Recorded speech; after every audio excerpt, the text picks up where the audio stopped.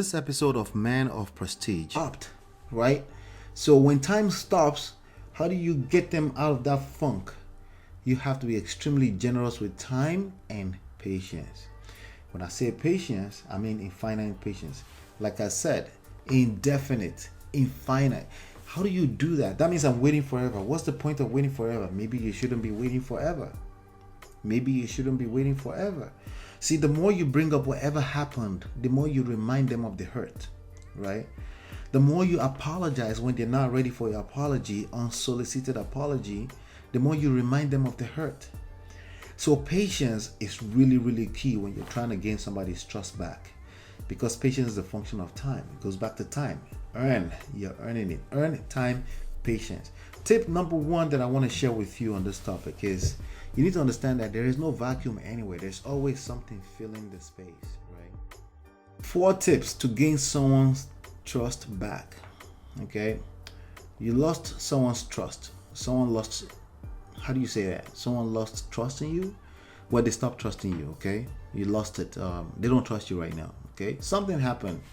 A relationship, a business relationship, any of those kind of things, right? Especially romantic relationship. Things used to be good, but you misbehaved. Something happened. You lost trust, and they lost trust for you. And you're trying to gain that person's trust back. And what usually happens? This is how it usually plays out. You ask for forgiveness, or you wait a little bit. They're not moving fast enough. You're getting pissed off even more and more. You're getting more frustrated because from your lens, you're like, they should be able to forgive you so quick. Now, you're not saying it directly like that.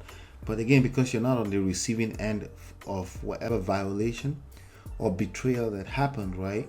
And everyone's threshold is different from people to people, right? So because you're not on that receiving end, you can try to even put yourself in their shoes and you're still not going to have an accurate, especially that you're the perpetrator, or what's the word? You're the one who broke the trust, right? So you don't have proper reading of how they feel. In fact, because you feel some type of way, you're more consumed by your own feelings, which is, I want them to forgive me, right? I want to move on, right? I want to get out of the funk. I want them to trust me again. This is a person you care about, and they care about you too, right? And you want them to trust you again, and you're having a hard time getting them to that space where they can trust you again. And so what happens is that your own feelings are involved as well. So you're waiting and you're waiting and you're getting frustrated. You're losing patience, right? And they're not moving fast enough. And then what happens? You start reading stuff about forgiveness. Like forgiveness is like, and then you start quoting Bible verses at them. You're like, forgiveness is for you. Just do it for you, not for me. Like, it's easy for you to say that because you're the you're the violator of their trust, right?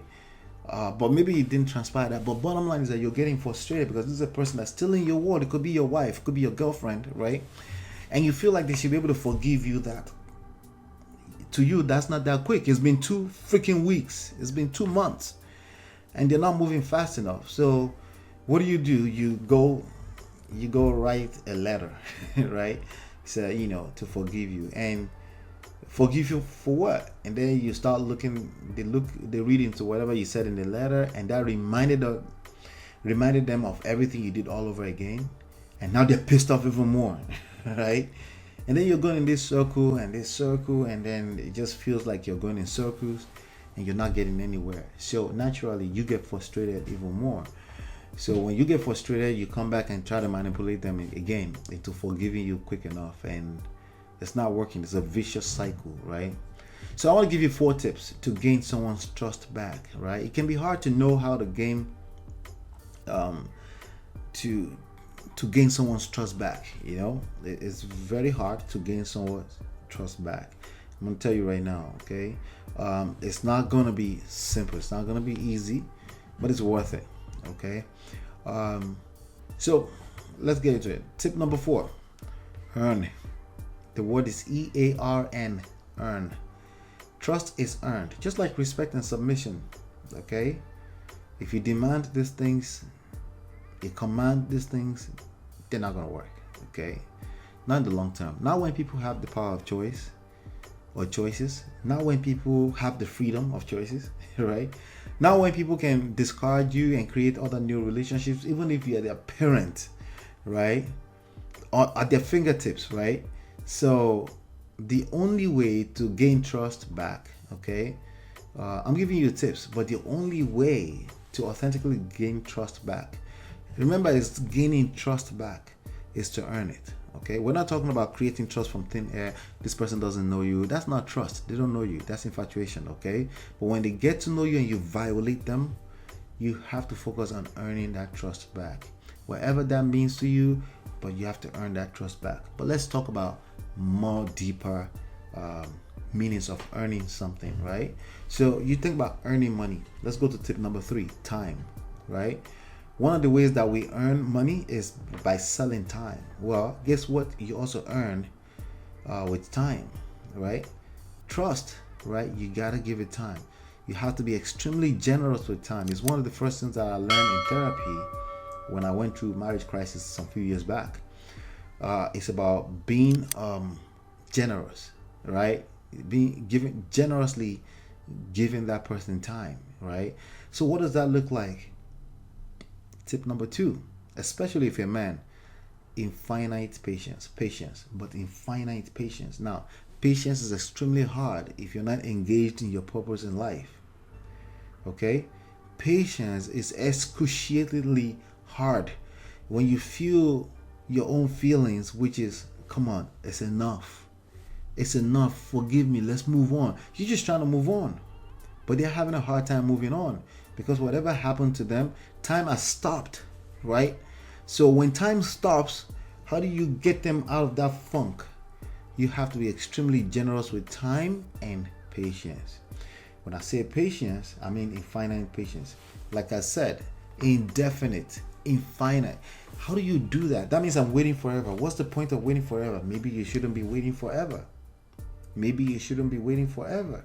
See, the more you bring up whatever happened, the more you remind them of the hurt, right?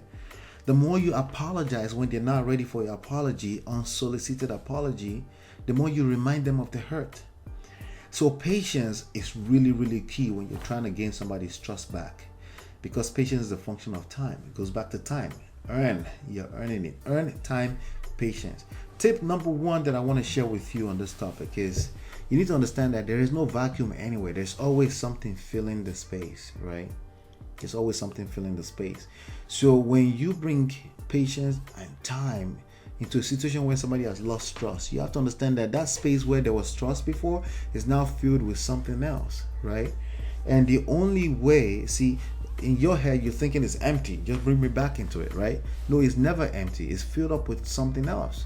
And the only thing you're trying to do is to displace whatever it is that's filled up in that part of the brain where they're hurt, where they don't want to let go, right? So again, it takes us back to time and patience, and you have to earn it. It takes us back to that. You have to earn it. You have to be extremely patient with that, okay? Now, trust. They don't have a choice than to build trust over time. Because when you remove yourself, at least give them that time and space, right, to do their thing, right? Basically, something has to fill that void, but only as a function of time, okay? If you try to force it, right, you're adding pressure unnecessarily and you're creating chaos in their head, and they're gonna fight back, okay? They don't want it. They don't want it right now. Leave them alone. They may not be able to express it in words the way I just said it, but bottom line is that you've acknowledged that you broke their trust and you understand it's going to be a function of time. Now, eventually they may say it out and say you owe them an apology or something like that, or express it, or they're ready to talk about it. Then you want to be open to that. And being able to do that is something that most human beings will have a hard time doing. And you being able to do that will automatically put you in a position where you have automatically earned that trust. Okay, but I'm telling you right now that there's no vacuum. They need you. If they're that hurt about something you did, that means they need you. That means they love you. That means you occupy a certain space. If they're indifferent and they don't give a shit, that's what you don't want. But if they care and they're still mad at you, then that's actually a good thing. You just have to give them enough time to process things, and the less you interject that process, the faster you're going to get to them forgiving you very, very soon.